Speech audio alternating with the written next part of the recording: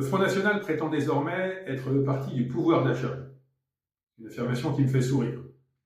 Il faut savoir que ce parti est soutenu par plusieurs milliardaires qui ont un agenda politique bien précis en tête, celui de baisser les impôts des plus riches, comme c'est déjà le cas depuis plusieurs années. Et je sais que le Front National tiendra parole là-dessus parce qu'ils l'ont déjà fait dans leur vote précédent à l'Assemblée nationale. Le Front National est là d'abord pour soutenir les grandes fortunes.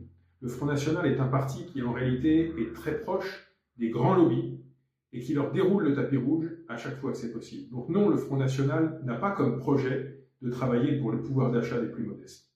C'est le Front Populaire qui a ce projet-là et qui tiendra parole parce que nous avons un projet fiscal raisonnable, responsable, qui remet de la justice dans la répartition des efforts entre toutes les Françaises et les Français.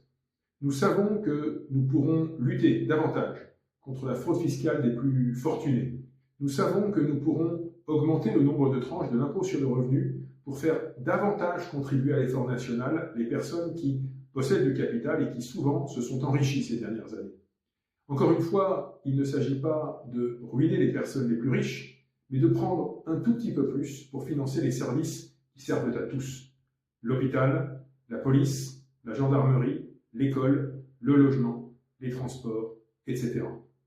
Le Front National promet beaucoup sur tous ces sujets-là, mais avec les très fortes baisses d'impôts qu'ils envisagent, encore une fois, notamment pour les plus fortunés, je ne vois pas bien comment ils pourront tenir parole et maintenir les services publics dont nous avons tant besoin dans nos villages et dans nos villes.